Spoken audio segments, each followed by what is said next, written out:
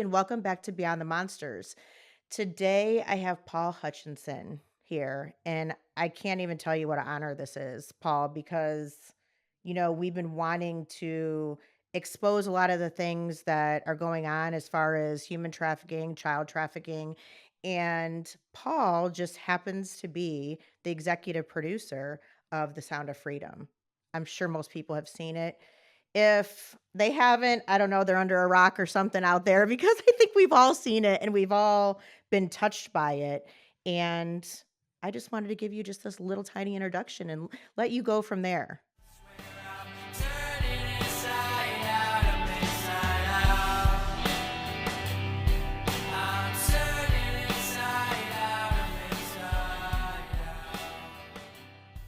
Well, thank you, Shell. You're Incredibly welcome. grateful to be here with you and with your audience today. And Mm.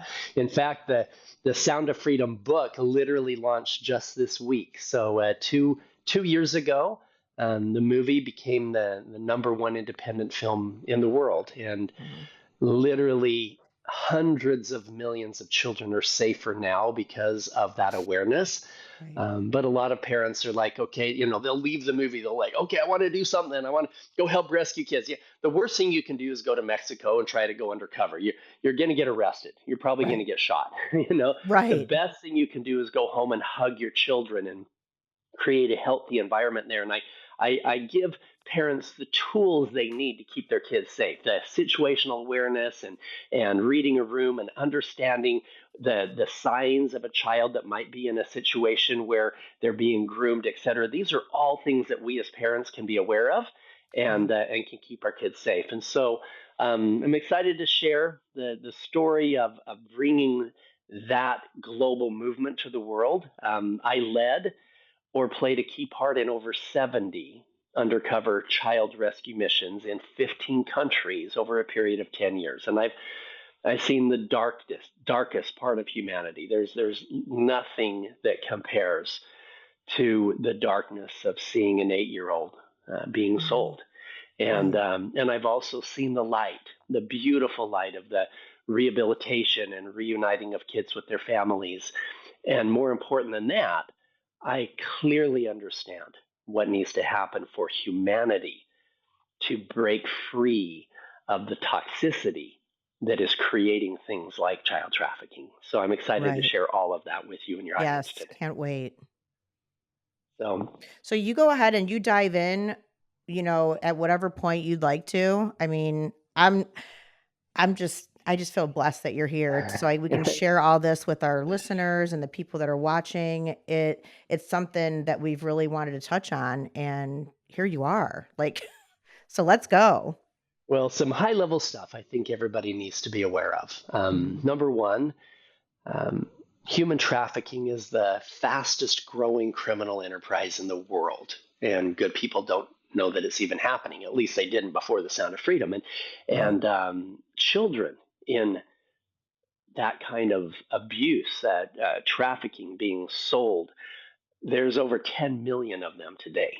However, that's a tiny number compared to the real problem. And the real problem is this: literally, one in every four women that you know, that I know, one in every four women in the United States were a victim of sexual abuse as a Mhm. child. As a child. Now, that's just the ones who talk about it. I believe the Right. number is more than double that because the average age of somebody talking about that kind of darkness in their childhood, the average age is 52 years old. That's my age. I've got grandkids. I've, Mhm. lived my life. And if we're holding on to that so many years, what happens is it comes out. It comes out in anger, in low self-esteem, and anxiety, depression, PTSD, addictions. All of this stuff is a result of unhealed wounds that so Right. many of us carry. Now, for men, it's a little bit less. It's one in every five men have been a victim of sexual abuse at some time in their life. But even them, one in every four of them, it was under the age of 10 years old in their own homes. And Right. so, literally speaking, I don't care if somebody's living in an apartment complex or an affluent neighborhood, if you walked out in your front porch, out of your front door, and you looked left and you looked right, there's a very high chance that one of those homes is a dangerous place for children because Right. of the statistics of how many kids go Mhm. through this. Now, we're going to talk today about what healing looks like, but I'm going to go into the darkness first because we can't dissipate the darkness, we can't eradicate the darkness until we recognize what it is. And I and agree. that's how we alchemize these things in our life as we bring them into the light. Once the Mhm. darkness is in the light, it dissipates completely. It's gone. And so it's Right. important that we bring these things into the light. And so, back up when I was in my teenage years, I was asked by our principal of our high school to lead something called the peer leadership team.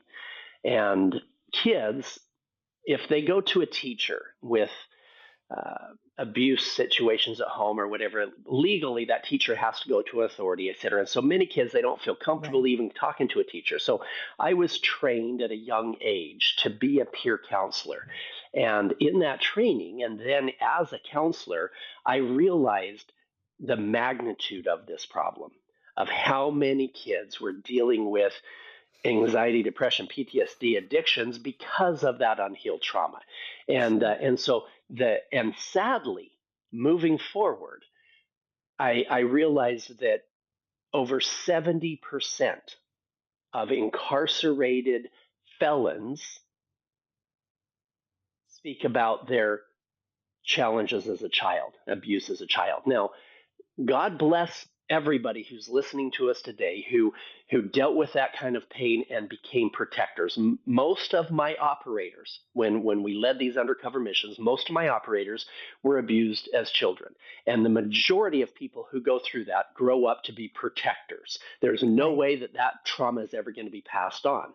But like I said, it does come out. It does come out in all of these behaviors of anger issues and addictions. Guys Yes. who were I had one of my operators was had a sexual addiction that was insatiable. He was abused at 8 years old by his uncle and literally spent his whole teenage and adult life trying to prove to himself that he wasn't gay by sleeping with every woman possible, right? And so Right. there's so many unhealed wounds, alcoholism and drug abuse Mhm. and everything, that a lot of that comes from that.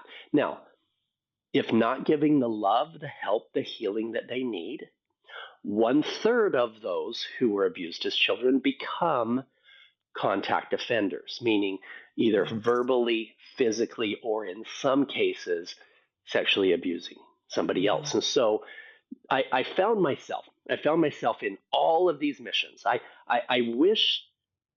found myself wishing that I could have got to these kids before they were ever hurt in the first place. Right. I was Right. so mad. We literally I would be face to face with traffickers in downtown Port-au-Prince, Haiti, and downtown Mexico City, in the most dangerous, darkest places on the planet, and seeing these children who were being abused 20, 30 times a day, thinking, how are they ever going to recover from this? I Right. wish that we had got here 5 years ago, 10 years ago, before this child ever got in this situation. And then I realized, though, that even then, if we pulled these kids out of that situation before it happened, if not enough was being done to fix the demand, then 20 more kids would be sucked back into the deepest recesses of hell Right. to fulfill that demand. And so, and don't get me wrong, listeners, on this next part. I I am not a sympathizer in any way of anyone who hurts a child. I've literally put my life in danger hundreds of times to Yes. ensure that innocence is preserved and that those kids are saved. However, I recognize that just pulling the kids out of hell wasn't going to fix the problem. We Right. need to pull the hell out of humanity to fix it. I realized that the majority of the traffickers were trafficked themselves as children. Right. The majority of the perpetrators were abused themselves as children. And so, if we're really going to eradicate child trafficking, it's not going to come with me and my operators doing 1,000 more undercover missions and pulling kids out of hell around the world. The only way we're going to fix this is by showing humanity the darkness, which we did with the Sound of Freedom, and saying, okay, Right. now I have your attention. Let's talk about this. Where's it coming from? What do we need to do to heal this so that we never have to have this conversation in the future? And so that's what we're going to go through today. We're going to talk about what healing looks like. But first of all, I want to give some parents some tools that you can use, preventative tools. And you'll find these things in the Sound of Freedom book. You can get them at Amazon. There's so much information there. But I went through extensive training on Krav Maga, hand-to-hand combat training, weapons training. I have as they would say, a special set of skills that comes from a previous life that makes me somewhat safe in a dangerous place. However, the majority of the things that we used in those dangerous situations weren't what we call hard skills of martial arts, etc. The Right. majority of them was understanding situational awareness. In fact, Mm. if you're ever to a point where you have to go to hard skills, punches and knives and whatever, if you're ever to that point, you have missed 95% of the opportunities to keep you and your family safe. Just by being able to read a room, by recognizing some of the little signs. There's Mhm. a book that I had a lot of my operators read called The Gift of Fear. And in that, it talks about how our subconscious mind is picking up on millions of little teeny cues everywhere. You might be walking into the restaurant and there's you're out of your peripheral. There was a guy that was standing in the alley that had a heavy coat on, and it was too heavy for that time of day. It was too warm, and was acting. Right. But your conscious mind was too focused on just getting in the door and talking to your friend on the phone or whatever. Your subconscious mind picked that up. Your subconscious mind picked up the reflection in the window of something going on behind you. So your subconscious mind speaks to you in ways that your conscious mind doesn't. And beyond that, your superconscious mind, your access to the connection with the energy of the universe and each other, is something where if we as parents start listening to that, it's going Mhm. to it's going to go a long ways in that situational awareness and keeping our kids safe. Also, you need a relationship with your children where they can very comfortably come to you and say, "Hey, mom, I don't like it when you tell me to hug Uncle Harry because Mhm. he's been touching me weird and tries to go alone with me in places in the house, and now he says we should have sleepovers at his house, and I Mhm. just don't feel comfortable, or I don't like going to this friend's house because her brother took pictures of us when we were changing, and now he says he's going to use them around the school unless I do things after school with him and his friends. Or I don't like this babysitter. She's showing us pornography and says we should trust her more than you. There's so many things that your relationship with your children and their ability to have you be their 911 is Yes. everything, Yeah. right? I And can tell you too, Paul, we've had so many guests on that have been in those situations and have went to their parents and they didn't believe them or they just kind of brushed it off. So what you're saying as far as a relationship, the parent-child relationship, you're so right. It's so important because if they don't feel like they can come to you, then they're just going to keep it in or worse it's going to happen. It's going to get worse or they are going to go spend the night at uncle whoever's house and that's such a good point. well, and the worst thing you can do as a parent in that situation is to discount what they were saying.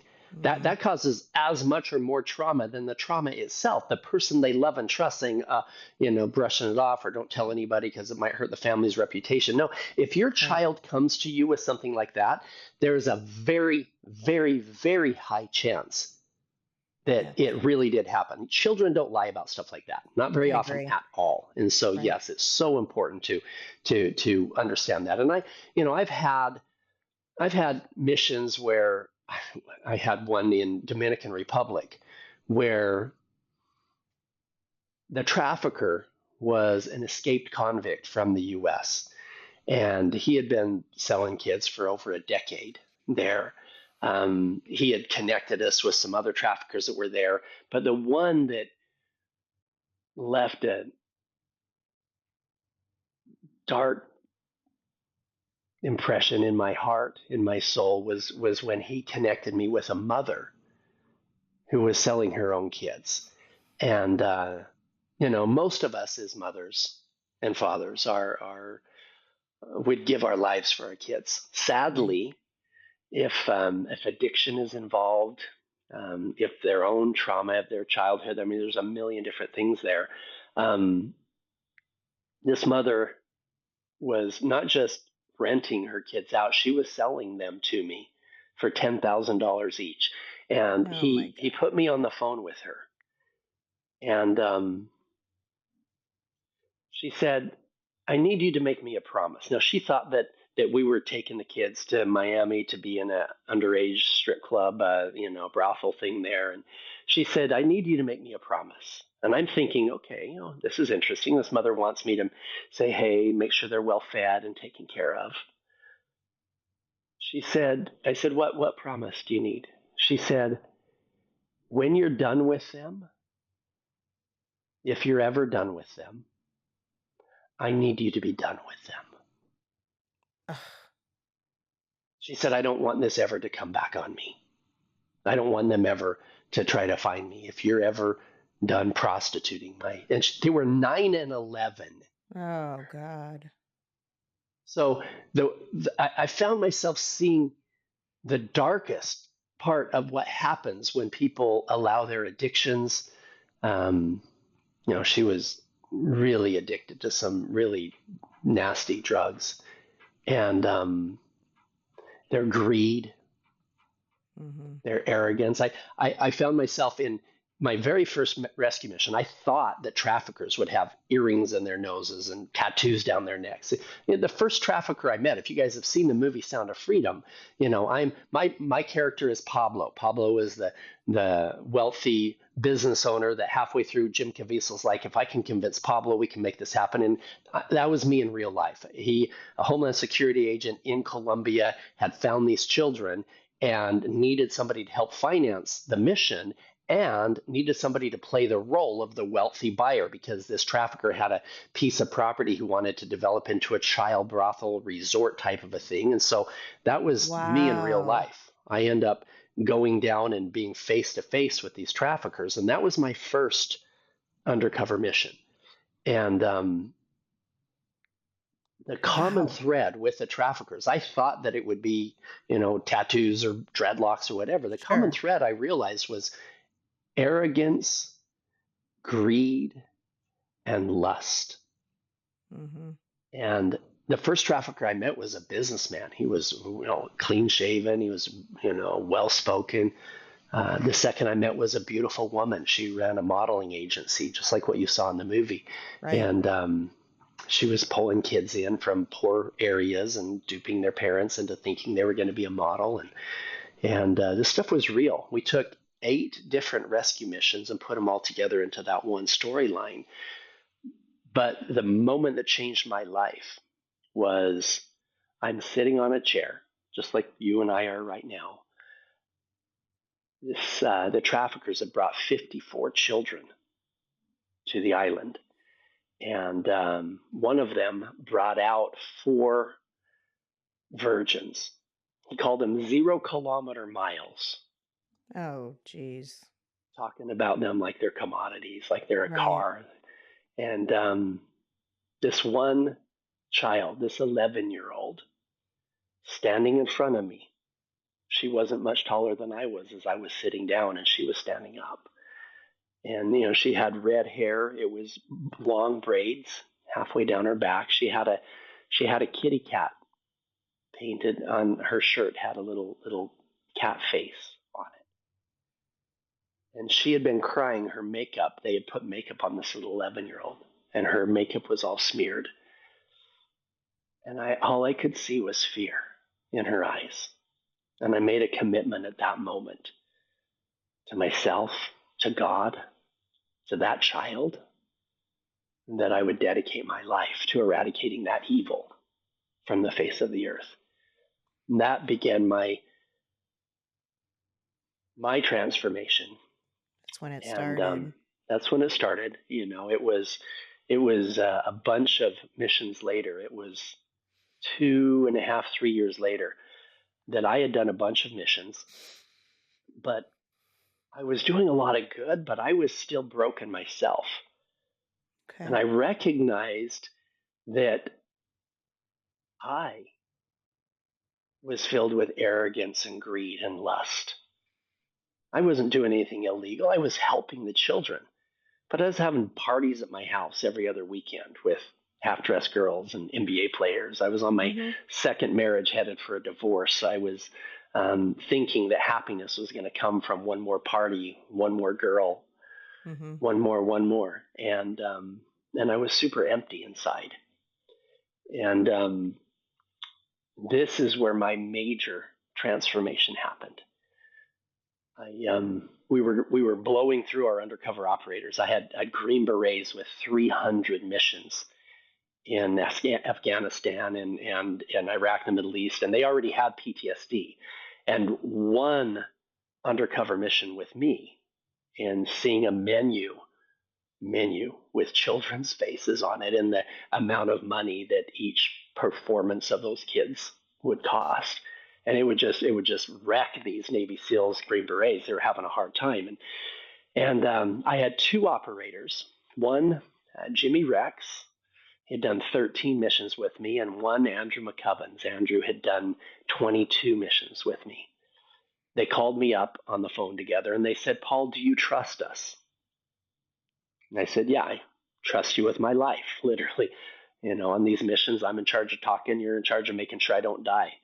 They said, you Right. need to you need to come to this healing retreat with us. I'm like, I don't need to heal. I'm Paul F. and Hutchinson, right? Mhm. I Mhm. said, everybody wants to be me. I can, get any Right. girl I want to. I can buy things and whatever. And this was my energy at the time. And they said, no, you do need to heal. Your children don't talk to you. Your marriage is a disaster. Um, your relationship with your creator disappeared a long time ago. You may not be addicted to cocaine and heroin, but you're addicted to everything else you can think of, especially anything wearing a skirt. And that's So they were calling you out. they were, and I Yeah. I said, okay, I'll go. And this doctor they were working with had had traveled around the world in identifying different types of holistic healing modalities, and she was using she was she had specialized in the proper use, and this is so important, the proper use of psychedelics when it Mhm. comes to anxiety, depression, PTSD, addictions, childhood trauma. Now, what was interesting is they had told me this doctor could help people overcome these things in literally a few days. And I said, well, that's BS. I said, because my company that I built in my early 20s helped people overcome those things. We had 50,000 people a month calling in off of an infomercial to get help with anxiety, depression, PTSD, addictions, childhood trauma. This is not something you overcome in a few days. This is something that took us a minimum of 12 weeks with a personal Right. coach working 1 to 2 hours a day just to start changing those negative habit patterns of thought.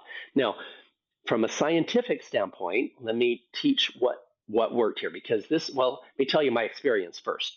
This was by far the most transformational experience of my life, bar none. And Okay. everything changed for me. It was the most beautiful, horrific experience of my life. Horrific because and this doctor was using not a microdose, but a ceremonial dose of psilocybin. And I thought that psilocybin was dangerous. That's a Schedule One drug. It Mhm. was, since the late '60s, it's been illegal to even have it in your pocket, right? Right. The truth is, Not it's not dangerous like cocaine. It's actually safer than table sugar. There's never been a case of addiction, not one. There's never been a case of overdose, not one. And when used properly with a trained facilitator, it creates a sense of what they call hyper neuroplasticity. So Mhm. when we're children, when we're 0 to 9 years old, 9, 10 years old, your brain is in this state of neuroplasticity. We're very, very impressionable. You can learn 3 or 4 languages at the same time that you're learning how to walk and Right. eat and all of these other things. And if Mhm. something happens in those formative years, if your uncle abuses you, or you're even something simple like your dad says, oh, you look fat in that dress, whatever it is, these things get imprinted into our subconscious mind, and 95% of our life is run by our subconscious mind. Now after 9 or 10 years old, to put something new in our subconscious, it's going to take at least 21 days to create a new habit. So but, you're driving down the street, Right. you've spent at least 21 days creating that new habit of knowing how to drive. Your subconscious mind is hitting the brake, hitting the gas. You're not having to think through that all the time. Well, if we have heavy things, it might take a lot longer than that 21 days because that they're so deeply embedded in our subconscious mind. Well, the Mhm. psilocybin, and even some cases people use something like ayahuasca or ketamine or Right. wachuma. There's a lot of different ones we can talk about. They they create this temporary state of neuroplasticity, hyper neuroplasticity, and used in the right environment with the right facilitator, you can create real permanent change in a very short period of time. And so Mhm. this is why I'm not a fan whatsoever of somebody going to a rave party and getting high with their friends on mushrooms. This is not only a bad idea, Right. it's dangerous because you create that Exactly. hyper neuroplasticity, and you've got rap music going on over here. You've got somebody yelling at their wife over here. You've got an orgy going on over there. You're opening up that energy in a very dangerous place. And the Mhm. other thing that it does, especially with the psilocybin, it creates a energetic connection with everything and everyone in a really powerful way. And so for me, what happened? My horrific experience, which was transformational, is the that connection with everything. I felt in every cell of my being. I felt the pain that my children felt when I cheated on their mom, as if I was them. And it was so heavy and it was so dark. And then I felt the joy of the children that we had helped to rescue as they were reuniting with their families, as if I was them. And it was so beautiful. And then I felt the pain of some guy whose family broke apart because he was at my party and slept with a cheerleader and his wife left him. And then I felt the ripple effect of my actions, where maybe a year or 2 years from now, because they're in a broken family, the daughter ends up getting abused somehow by a stepdad, or maybe the son ends up on drugs. I mean, there's so many things that ripple effect of my actions, and it was completely transforming. I call it my ego death in that space, and so we became advocates of the proper use, and now I have hosted and facilitated over 80 guided meditation, plant medicine, healing retreat experiences for people That's that want to break amazing. free of everything that's holding them back. So Wow. you guys have centers that help people using different types of psychedelics as well, correct? With Mhm. like Right. ketamine. Ketamine is the one that's legal here in the U.S. when used Yes. with the right people. Sadly, big pharma and have Always. really high level controls on everything, and that the only reason why it's been legalized is the fact that it's synthetic and they can Mhm. control it, they can make money from it. And you do have to be careful, because if it's just used recreationally, it is the one that can be addictive, right? Right. And so it's Right. so important that it's used in the right format, et cetera. And so, um, we now do 5 and 7 day fully immersive transformational healing experiences. In the beginning, we started out with just my undercover operators who, had dealing with all their PTSD, and then we started bringing in their wives who already were on anxiety depression medication because Sure. they were married to a Green Beret, right? Right, And right. then we started bringing in women who had dealt with severe trauma as a child, Mhm. and now we work with a lot of business leaders now today will come down. We tried to Sign me change up. I'll do it. the we tried to change Definitely. the laws here in the U.S. and I think that they will change. I've been friends with RFK for about 10 years, and he's agreed to he's going to come in and help change those laws That and would be decriminalize the use. amazing. Just But I like think peptides, peptides worked for everyone and, they took those away too. It's like anything yeah. that's working.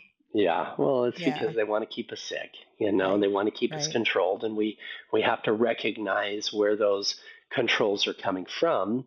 Yes, You just follow the money, and you'll right. realize that wow, if you could get 10 and 20 years worth of therapy done in with something that you can grow in your backyard, well, that's going to cost them hundreds of billions of dollars. Why would they want to Yes. allow that to be legal? Right, right. Wow, so you've held lots of these. That's amazing. So many people Yeah. ask all the time, like, where are these retreats and who does them? So that's so good to know that you guys are doing that. Well, it's A lot of important. people want to try it. They really They do. do, and I'm telling you, it is more important to have the right facilitator when it comes to Yes. this than it's as important as picking the right brain surgeon if you've got a brain tumor, right? I You agree. you don't want to go over to your friend's house and say, "Hey, here's a scalpel. I've got a brain tumor. Let's fix this." No, that Right. doesn't work. And sadly, there are a lot of self-proclaimed shamans in the US and facilitators that are doing these journey experiences that aren't what I call setting sacred space. They don't have the right environment, the right uh, I'll just go through what ours looks like so that then your listener can find facilitators that do this. If you can learn more about ours by just going to liberatinghumanity.com. Okay. And Yeah, we'll post all that too in the yeah, description of the Liberating podcast. Humanity will give you tools to keep your kids safe, links to buy the book, and information on the proper use of these tools. Okay. So number one, when somebody comes to ours, one of our facilitators spends at least a half an hour on the phone with them about 2 weeks before they come in helping them get really clear on their intentions. Everything that Okay. you want to release and everything that you want to embrace. What is and when you want to release, it's everything from my anger issues, my addictions, the hatred I still have towards my grandfather because of this, whatever it is. These are all things that those chains are holding us back from being the Mhm. best person that we want to be. And then Right. everything we want to embrace is that 4.0, that 6.0 version of ourselves, and more confident, more present, more loving, all of these things. Because if you don't have clarity when you go into that state of neuroplasticity, if you don't have clarity about what the end result needs to look like, it's not going to fix anything. If you imagine that, let's say that somebody was laying a concrete freeway, right? They were laying cement on the freeway, and in the flowing state, that's the neuroplasticity. That's when we're 9, 10 years old or whatever else. But let's say that they forgot to flatten it out. They literally just poured the concrete and it's bumps, and you go through your life going over all these bumps, right? Well, Right. this is an opportunity to turn it back into a flow state, into a flowing concrete. And then you say, okay, now what I want this to be this flat. I want this to be a ramp going up, whatever it is. But you have to get clear on what you want before you go in. Then Right. coming into the experience, we the environment's super important. We have our sanctuary is a place in nature. Nature is a really important part of the puzzle when it comes to releasing things that are not in alignment with our highest and best self. And so the environment there is super valuable. We have people journal details about what they're there for. The diet is important as well. We have people stay away from fatty foods for at least a week usually 2 weeks, alcohol for a couple weeks. They have to be off of any of their SSRIs. If they're on anxiety, depression medication, you can't create the real long-term change if it's kind of like if you have a deep wound and it's infected, but then you put a cast over the top of it. Right. You can't get down to the infection. You can't fix anything there. You've got to Right. remove that bandage over the top, get down and clean it out Get to from there. So the root, yeah. exactly. So the diet's important when we come into the experience. It's the music. You can't be you can't be listening to any of the lyrics or the wrong frequencies can affect that subconscious as well. And so we have curated um, playlists put together by John Hopkins University and some of the scientists there that help in that Okay. neuroplasticity state to be able to create the opportunity for the facilitators to get in there and help remove some of those traumas that you've been holding on your entire life. So, Right. and then from there, there's 180 different strains of psilocybin. All of them have a little bit different effect. People are like, oh, mushrooms is mushrooms. No, there's a lot of different ones that create a different experience. Our first part of the 5 days, that's all about release. So the different strains that we use are specific, and the music that we use is specifically designed to help people break down those addictions and those habits and release the attachments. We do a guided meditation even before we go onto the medicine. I teach tools for people to go home and meditate every day, and in that deep meditation state do something that we call it ho'oponopono, which is a Hawaiian term for um, uh, a cutting cords of forgiving, of releasing energies that don't belong to you. Basically, it's I'm sorry, I forgive you, I'm grateful, and I love you. But there's a whole bunch more to it that people can look up themselves and Right. learn how to release those things that don't belong to them. So again, the whether it's ketamine, whether it's psilocybin, whether it's ayahuasca, whether it's wachuma, any of these, it simply creates a window of opportunity in the subconscious mind to go in and do real deep healing work and break free from those things that aren't in alignment with the highest and best version of you. And the reason I spent so much time Love on this the last this. 20 minutes is because I Yeah. truly believe that the answer to eradicating child trafficking starts with every single adult facing their own demons and saying, what do I need to change? Now, hopefully, nobody listening to us today would ever hurt a child. However, we all have to recognize the ripple effect of our actions. There's something I Yes. call, I talk about this in the Sound of Freedom book. There's something that I call or first of all, just tension transfer. Tension transfer. Imagine you go to work and you're having a bad day, your finances are whatever it is, and you're out of integrity, you haven't dealt Mhm. with your own shit, and you yell at one of your employees.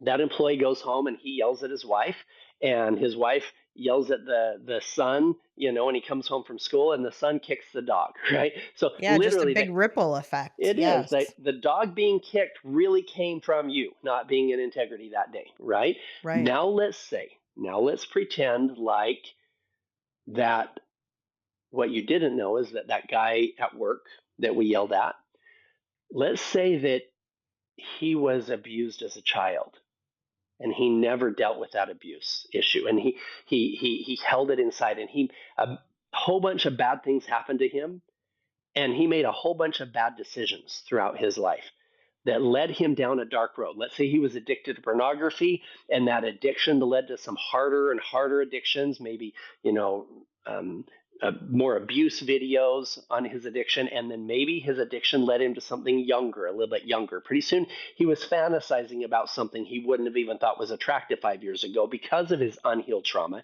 And Right. let's say that he's also abusing alcohol. These are all things you didn't know. And his wife just left him. And let's say that this is the weekend that he gets his 12-year-old daughter and her cousin staying over. Now that tension transfer. Didn't just end Mm, up with the kicking of the dog. Now that right. tension transfer came out on a child, right? And so we Yeah. all have to pay attention. I love the story of the man who's sitting on the couch and he's he's reading his newspaper. And his little boy comes in. He says, "Daddy, can we play baseball?" And his daddy's like, "Oh, I'm busy right now." No, he's not. He's playing. He's reading the newspaper, right? And little boy comes back a little bit later. He's like, "Daddy, it's a beautiful day outside. Can we go play baseball, please?" His dad turns the page and he sees this map of the world. He has this idea. He tears out that page, and he tears out the map into little pieces of paper. He throws it on the floor. He says, "Son, you need to learn your geography. I want you to put the world together exactly how it's supposed to be. Every single country, every state, go get some tape and tape it all together. As soon as you put it together, I'll go play ball with you." He's thinking it's going to take a few hours for this little boy to do this. Well, like 5 minutes later, the little boy comes back and the world is perfectly put together. And the man says, "Well, how did you do that?" And the little boy turns it over. He says, "There was a picture of a man on the other side. I just put the man together and the whole world came together." And that's really the answer to the riddle. We sit here and try to Wow. think, okay, do I create another Sound of Freedom movie that's going to help hundreds of millions of people? Do I? No, all of us simply need to look in the mirror. Do you realize that if you spent the next year in healing yourself, that's all you did is spend a year of healing yourself, and then you spend that next year, let's say it took you an entire year to mentor two people to their own healing. And let's say that the next year those two people passed it on. The compounding effect of two people helping two people, it's literally only 33 years later, and it's the entire global population of over 8.5 billion people. So, yes, Wow. every one of us can change the world by Right. starting with that man on the couch, with that woman in the mirror. Right. That's who we need to Right. start with. Taking responsibility for ourselves, right? Exactly. Wow. Exactly. That's pretty amazing. How did you come across, like, knowing all this stuff for healing and for the psilocybin, all those things? How were you introduced to that? It was in, as I talked about earlier, in my teenage years, I was chosen to be the president of the peer leadership team.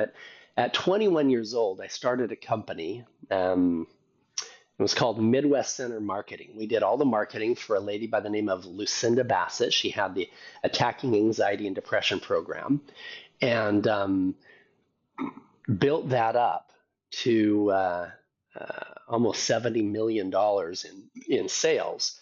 50,000 people a month calling in off of an infomercial, created a coaching program, et cetera. And I personally, even though I was the owner of the company, I loved getting on the phone with the Mhm. people who were struggling and helping them see the light, and Mhm. selling them a personal coach. We had a 100% money back guarantee. If they hadn't overcome their anxiety and depression and PTSD within the course over a period of 3 to 6 months, then we give them their money back. And we had a 97% success rate because we weren't using Amazing. drugs. We weren't using, Prozac and Xanax. We were getting down to the roots of the problem and helping people change the negative habit patterns of thought, the worry, the what if thinking, the negative expectations, the perceptions we have of ourselves, our coping skills in dealing with stress. These are all things that come from things in our subconscious mind, usually Right. from our past, but they're driving our lives. And so that that's where that came from. I sold that company at 29 years old and started investing in real estate. Did pretty well in the real estate world. Okay. Um, and that's the money that I use um, fund the Sound of Freedom. I was a primary investor in the movie, but as I was doing the undercover work, I retired completely from the real estate world and went into the darkness of the world in the rescue missions, and it was about 8 years ago when I was I was in that dark place in my life. I was helping kids, but I was unhappy in my marriage, unhappy in every area of my life. And that's when Mhm. my operators introduced me to that doctor. And it was so transformative for me, that first experience, that I hired her. She was my personal facilitator. I paid her $100,000 for full. It wasn't even full time. She had four clients. Each she would give one fourth of her time for the year, but I needed to really go deep and fix those things that weren't in alignment. And I remember, I had told her about that first experience of me facing that darkness and feeling that energetic connection with everyone. Mhm. And we were in another one of these journey experiences. She had picked a different strain of psilocybin to take me through a different experience with some different music, etc. And I'm in this state of hyper neuroplasticity again, and I actually hired her to go to lunch with each of my employees, my not all of them, but my close ones to me, my sons, family members, etc., so that she could find out what I needed to work on, right? So And she would they go. were willing to tell it all. Sure. Exactly. So Yeah, then I yeah. says, yeah, you figure out what I need to fix so that when I'm in that state again, you can work with me like you need to. And so this next one, I was sitting there, and in my living room I had these huge statues of Greek gods. I had Zeus and Poseidon, and they're like 3.5 feet tall. They were all beautiful bronze, and I had Atlas in the middle, and Atlas was holding the world on his shoulders, And I told her I was still in my ego self a little bit, and a lot, and I said, I said, I feel a lot like Atlas. I've got, at the time I had the company that I had founded had a few thousand employees, and I says, I feel like I have the world on my shoulders, with the charity work that I'm doing and the employees, but look how God made me so strong. The stomach muscles of my statue are strong, and she smiled and she said, Paul, I I honor that you're seeing some of those traits in those statues, but you know as well as I do that those were mythological gods. She said, Right. what about your relationship with him? And she points at the statue I had of Jesus in the room. And I'm in a full open hearted, open mind state. And I said, oh, I don't qualify for a relationship with him. And she said, well, why not? I said, well, with my parties and stuff, I don't keep all the commandments. I said, and when I left the church of my youth about 10 years before, and I said, my bishop told me that until I was rebaptized into that church, I wouldn't have the Spirit of God with me. And she said, well, do you really believe that? I said, well, no, I try to do good. I help in the charity work with the kids. And she said, Mhm. why don't you work on that relationship for a minute? And so here I've got 6 grams of mushrooms. I can barely walk, but she Right. helps me take this statue down, and I sat on the beanbag for the next 2.5 hours, holding this statue and crying and rebuilding a relationship that I had lost 10 plus years before. So, in Wow. Alcoholics Anonymous, the 12-step program, I think it's either 4 or 5 of those steps says you need to are God centered. It's not a specific religion, but you've got to acknowledge the presence of your creator Right. in this process of breaking free. The same thing with Addicts Anonymous. That is such an important part of it, and that's what was missing in my life. And the proper facilitator with the right music and the right atmosphere was able to bring that back in, where I now have a closer relationship with God than I've ever had my whole life. And so, anyway, Right. that's kind of a full circle of what I believe needs to And happen you to trusted her then at this point. you. She was You so have you have to. yeah. If you don't trust your facilitator, sadly, there are facilitators out there who, and I trusted her because she came as a referral from the people I trusted the very most, meaning my Okay. undercover operators I had served with. Right.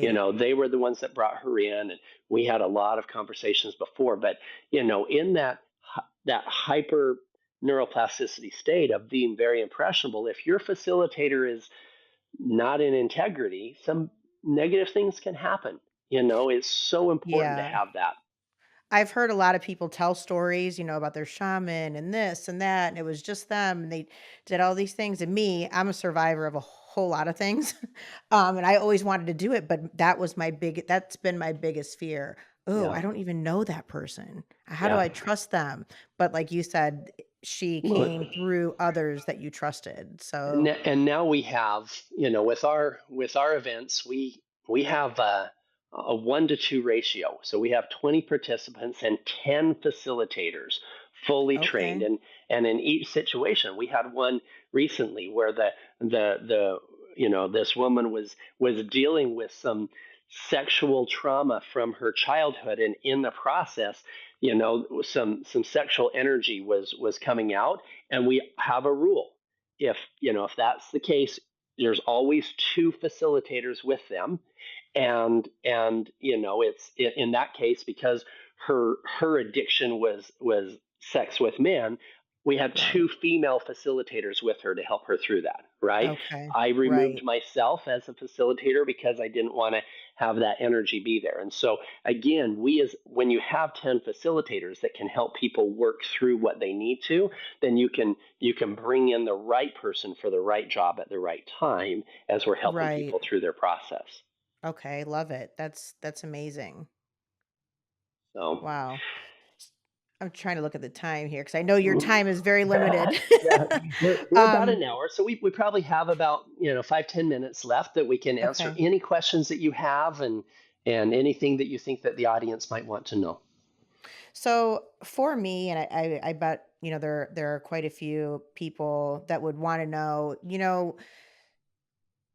even when you think of the Sound of Freedom, and people are like, "Oh my gosh, that's so terrible," and they related to that, and it sunk in and the reality of what it could be, but I think so many people out there think that this is only happening overseas or out of the country. People don't realize that this could be going on with a neighbor, or it's so bad in the States that I don't think anyone's truly aware, or they don't want to be. Aware. Absolutely. So with what you've done, I mean, I'm sure you've seen all kinds of things. Like, how do we educate people more on the reality of what's going on right here, right in your backyard? Well, it is important to understand that the children who are moved around, who are taken to another country, whatever else, that doesn't happen. Like, yes, there are cases like what you saw in Sound of Freedom, where kids are taken from a healthy home and put into a container and moved. That's not the norm. Mhm. The majority of children that are in that kind of situation come from broken homes or Mhm. runaways or a broken foster care program. There's a massive high percentage of children in the foster care program who go through sexual abuse or being sold, etc. But the I was a families, foster kid. yeah, I'm So sure yeah, I you know. saw I the know. darkness Yeah. for sure. Right. Now, for families that say, okay, well, my kids aren't at risk then because we have a mom and a dad at home. Well, what you need to understand is that there's a very high percentage of children who are being exploited and even sold for money for these kind of services, quote unquote, who Mhm. sleep in their own beds at night. Parents are like, "What? How does that happen?" We had for example, I was in one of the operations. There was this little girl. She was 13, just turned 13. Her babysitter was her aunt. Her aunt was showing her pornography. Her aunt was working with the traffickers. The mother had no idea. The aunt was got her doing some drugs and some things that she was like, okay, now we have our own little secrets that are only between us, and your mama doesn't know. And she Right. told this little girl, she says, you're going to lose your virginity anyway. You lose it to one of these guys, I'll pay you $500. And she was charging us $5,000. And this is how it starts. And then they control them through fear. There's in the United States, over a period of the last 5 years, there was an average, up until just the end of last year, there was an average of 130,000 children a year that were being brought in across the border unaccompanied minors. Now, the border wall should have never been a political issue. This is not a right or a left thing. This was a human trafficking Right. issue. And Yes. every single day from healthy families, I didn't say wealthy families, but healthy families throughout Latin America, children were being taken. And just like what you saw in Sound of Freedom, immediately upon being taken, these kids were being controlled through giving them drugs, uh, Mhm. controlled through fear. You don't you We know where your mother lives. We know where your sister goes to school. You don't want bad things to happen to them, do you? Okay, you'll do exactly Right. what we say. And this happens every day.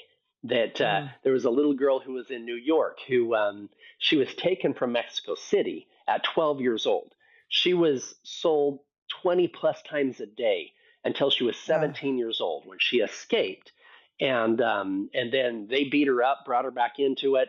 A little while later, she escaped again. Had seen a phone number of one of our sister foundations, called that, and we were able to get her out. And I remember this was years ago. We brought her over to our house for Christmas that year, and because she didn't have uh, family she could go back to at the time, and we asked her. I remember saying, I said, tell me this on the internet. At the time you had Backpage, you still have erotica.com. I mean, all these sites, right? I says the Right. girls that are in cities like New York, like Los Angeles, like Chicago, the girls who are online prostitutes who claim that they are independent, I said, what percentage of them really are independent? And I was thinking it was maybe half. She goes, oh no. She says, it's not half. She says at least 90 to 95% of those girls are being trafficked. The ones that say they're independent. She said they are being controlled. They'll give them drugs, they'll rape them, they'll control them through fear, Right. and she says they're being controlled. So guys, if you think, oh, this is a victimless crime, I'm just going to this city, I'm doing these things, but this is an Mhm. adult girl. No, chances are you're contributing to human trafficking, Right. even pornography. And I'm going to go there for a second, guys. Yep. So just most people who are watching this have seen pornography at some time in their life. That doesn't mean you're going to become a pedophile. Right. However, there's pornography acts like a hardcore drug, harder than even cocaine for some guys, right? And Mhm. just like a hard drug, some guys need something harder to have that same fix. And for some of them, Yeah. harder is more bondage things or other type.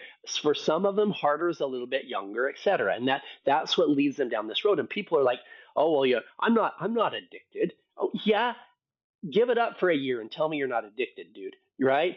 Chances are it Right. started out Right. with something softer, right? You were looking at the Sports Illustrated swimsuit issue, and then it went to the Victoria's Secret lingerie stuff, and then it went to booby pictures, and then it went to videos, and then it went to yes, there's a progression. The very Right. second, the very second that you take a woman from the divine feminine to an object, you start going down that dark road. And it's so important Mhm. to get a handle on that, to fix it immediate. If you need to, go do a ketamine thing, go to South America with us and do a journey experience, whatever it is, fix it. Somehow find those tools Yes. to release those things that are not in alignment with the best version of you. Right. So that's Whew. all I have to say Yeah. about that. So, I don't feel bad that I've always been the way overprotective mom, grandma, like, never spending the night at anyone's houses, all the things. This is exactly why. Exactly. Um, Well, and we don't have to so be a with your book. helicopter mom. We don't have to be a helicopter mom, Right. but we do need to be Aware aware. and Yep, and we do need to make sure our kids know what's appropriate, what's not, and yes. you need to be their 911. That's so important. Yeah, I was just So gonna say it's always goes back to, like, what you said in the beginning, the relationship. The relationship with their parents, it has to be strong, it has to be a good one where they feel comfortable. exactly. So you were going So, to ask? wrapping up, I was gonna ask you, like, with your book, so I know plenty of people have seen Sound of Freedom, the movie. What do you dive into more? I just got your PDF last night, so I'm so excited to read it. But what can you tell people to like draw them in? Some to what are they going to find out? What are they going to learn from the book compared to Oh, Sound of Freedom, so much. Well, the the movie? movie just created, yeah, the movie just created awareness. That's all. Um, Okay, okay, there's not a lot of tools there to keep your kids safe. So the first part of the Sound of Freedom book is the making of an undercover operators, which talks about our situational awareness training and hand-to-hand combat training and even creating success in your financial career so that you can make an impact in the world, et cetera. So that I discuss all of that in the very beginning. Then I go through the details of the rescue on the island and the Haiti stuff, the okay. doctors in the jungle, a lot of different things of different experiences I had, and the and I take the reader Wow, through okay. that transformational experience of that darkness into the light. And it's such a beautiful light at the end of the tunnel that it is really transformative.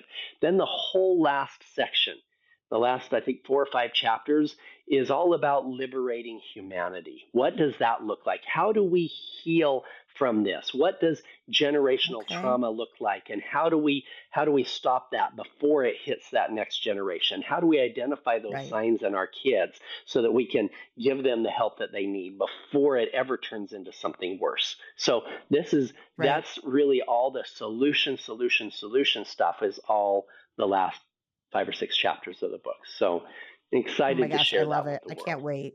Yes, can't wait to read it. And you made a good point with generational trauma too. I know that that's very real. Some people would be like, "Oh, that's hokey." No, that's something I'm working on right now too because I come from a Yeah. long line of generational trauma and I've just started working on it. So, it's very real and it's Well, definitely something to address. God bless you for breaking that chain. That's what it's all about. You healed from the stuff Mhm. you need to heal from, and now you're healing others, and so that your kids, your grandchildren, don't ever have to go through what you went through. And that takes a very strong woman to do that. So I honor you for that. Oh, I appreciate that. Thank you so much. And we'll just make sure I mean, we're definitely gonna make sure that we put all your links in there. McKenna will make sure that they're all in the description, for the movie, for your book, for your you have multiple foundations, right? Yeah, yeah. Well, the Child Liberation Foundation, yeah, you can go to childliberation.org. Child Liberation Foundation is the main foundation that funds a lot of the other foundations that we support. Okay. Okay. I'm excited for everybody to have this information and to listen to your expertise and the things you wow, the things you've done, the things you've went through. I could sit here and talk to you for like 8 hours and ask you 1,000 questions. I Okay, did is a there any 4.5 hour podcast once. Yeah, I you did a four and a did? half hour one. Yeah, I was talking forever on it, but yeah, I would talk longer today if I didn't sadly have another one in another 15, 20 minutes. So, Okay, but well, we might just have to do another one, I Paul. I wouldn't mind. mean, you have you're a wealth of information. All Well, right, well, I'm thank you. super grateful. I am so honored. So honored. And have a Thank you good for time on your having me. next one. I will. Thank Yes, you so thank much for you. having me on your show.